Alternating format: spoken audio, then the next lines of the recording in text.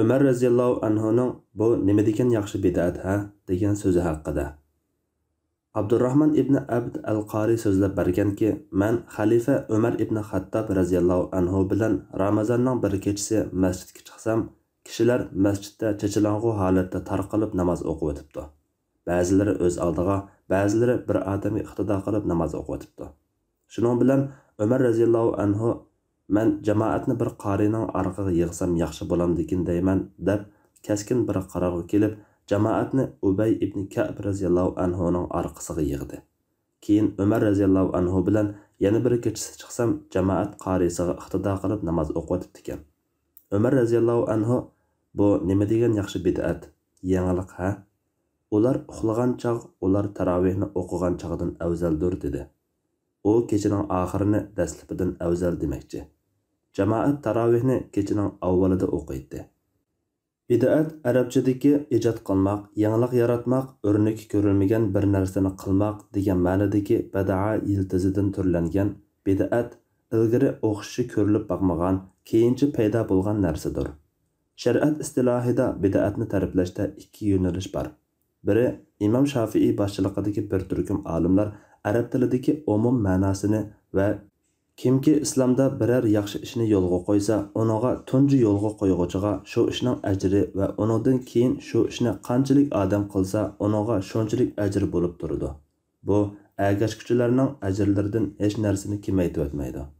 Kimki islomda biror yomon ishni boshlab bersa, uninga shu ishning gunohi va uningdan keyin shu ishni qanchalik odam qilsa, tunji boshlatquchiga shunchalik gunoh bo'lib turadi.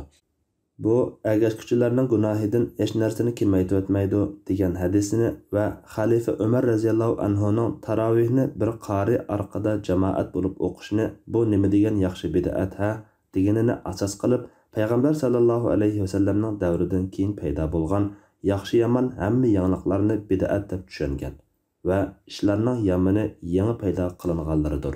Bid'atning hammasi gumrohlikdir. Dinga yangidan paydo qilib qo'shib qo'yilgan har qanday ishdan hazir aylanglar. Haqiqatan yangi paydo qilingan har qanday ish bid'atdir. Har qanday bid'at ozg'unlikdir degan hadislar bilan bu tushunchani muvofiq moslashtirib, bid'atni yaxshi va yomon deb ikkiga ayirishni munosib ko'rgan. Shu jumladan Qur'onni bir mushaf qilib jamlash, tarovihni jamoat hammaylan bir imomga iqtido qilib o'qish, maktab va madrasalarni qurish kabi yangiliklar yaxshi bid'atning.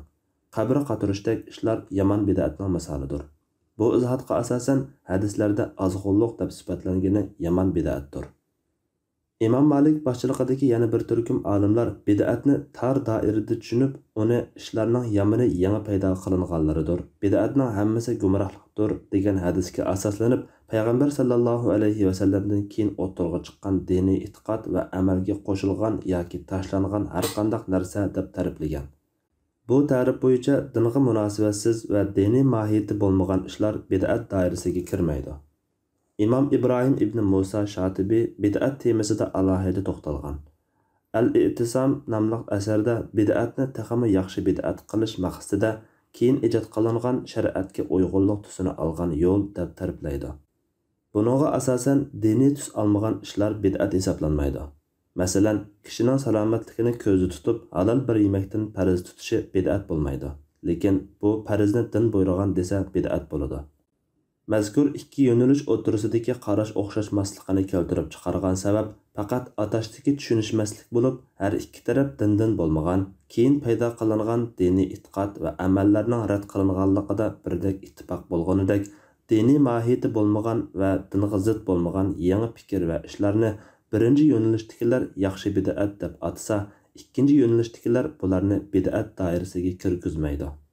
Bid'at ba'zi olimlarning nazarida yaxshi yoki yomon deb ayrilganidek, yana hech bir dalil yoki asosga tayanmaganni haqiqiy bid'at, ma'lum asosi bor lekin qo'shimcha mazmun paydo qilinganlarini izofiy bid'at deb ayirishmi, e'tiqodga aloqador va amalga aloqador deb ayirishmi, amal qilishga aloqador bo'lganini amaliy bid'at, tarakka aloqador bo'lganini tarkiy bid'at deb ayirishmi bor. Xalifa Umar raziyallohu anhuning mazkur so'zi masjiddagi jamoatning hammasining bir imomning orqasida jamoat bo'lib tarovih o'qishni yangidan yo'lga qo'yilganligiga qarata aytilgan.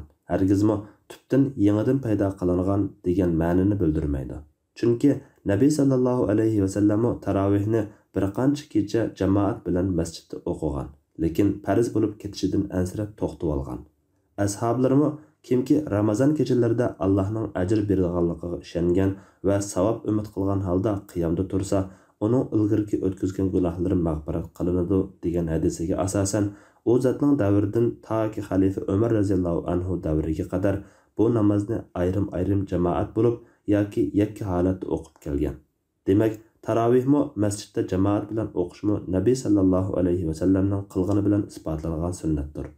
Ammo masjiddagi jami jamoatni bir imomning orqasiga jamlash bu xalifa Umar roziyallohu anhu qilgan yangilik bo'lib, bu yangilik hargizmi ozg'unliq bid'ati bo'lmasdan, balki til va so'z jihatdan yangilik ma'nosidagi yaxshi bid'atdir. Doktor Abdulaziz rahmatulloh. Sajiya Islom tadqiqot markazi.